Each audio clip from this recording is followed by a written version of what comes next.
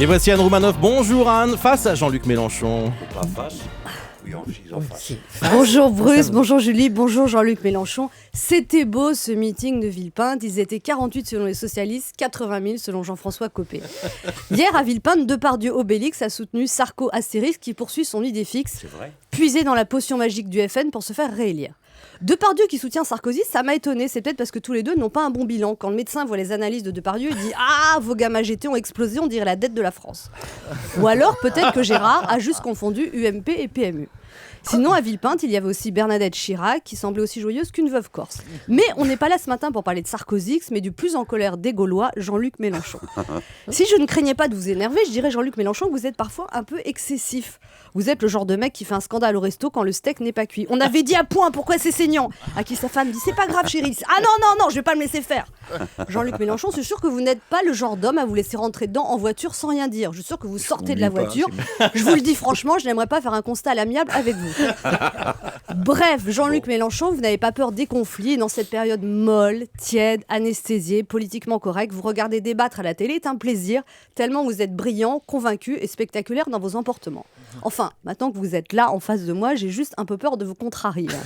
Quand j'ai su qu'on vous recevait ce matin, je suis tout de suite allée voir Bruce Toussaint pour lui demander de ne pas vous mettre de mauvais poil avant ma chronique. Aïe.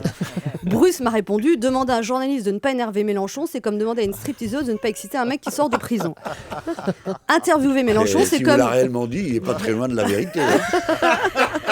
Interviewer Mélenchon, c'est comme jouer la marelle sur un champ de mine, ça peut péter n'importe quand. Ainsi, récemment, vous avez déclaré avec la modération qui vous caractérise, Madame Le Pen me brûle la bouche depuis un moment. Ensuite, son père a dit qu'il voulait vous baisser le caleçon, et hier, vous avez déclaré que Papa Le Pen avait du sang jusqu'au coude. Jean-Luc Mélenchon, faites attention à ne pas tomber amoureux de Marine Le Pen. Les plus grandes histoires d'amour commencent souvent dans la haine. En tout cas, il y en a un qui est heureux de vous voir vous attaquer à l'extrême droite, c'est François Hollande. Hollande Réou, le capitaine de pédalo, comme vous l'appelez affectueusement, doit se sentir drôlement soulagé que vous ayez moins de temps pour commenter sa campagne.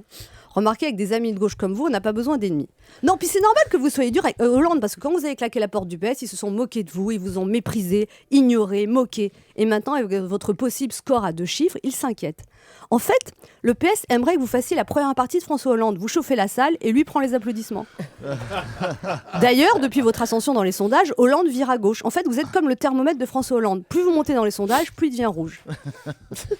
Ouais. Moi, ce qui me fait peur, Jean-Luc... Il y a du boulot, hein. Moi, ce qui me fait peur, Jean-Luc Mélenchon, c'est que si un jour vous devenez président, il y aurait des manifestations monstres. Tout le monde descendrait dans la rue. Enfin, tout le monde. À Neuilly, Auteuil, Passy. Vous imaginez des manifs juste avec des stars du foot et des patrons du CAC 40 ? Sauvez les riches, Mélenchon, si tu savais ton ISF, où on se le met ? Régularisation des stocks options.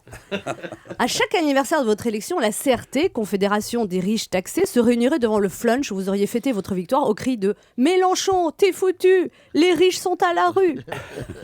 Vous souriez, Jean-Luc Mélenchon. Ouf, miracle, je ne vous ai pas énervé. Bravo Anne Roumanoff. Jean-Luc Mélenchon, pas mal. Oui. Elle a relevé le défi. Il faut pas confondre. Moi, je suis dans la passion. Je vous donne l'impression d'être quelqu'un d'emporté. Je suis pas emporté, je suis passionné. Et puis je réagis. Et puis je suis surtout un homme de la culture méditerranéenne. Et il y a une espèce de... Je ne vais pas employer de trop grands mots, je ne sais pas comment appeler ça. On va dire, pas un racisme, mais presque.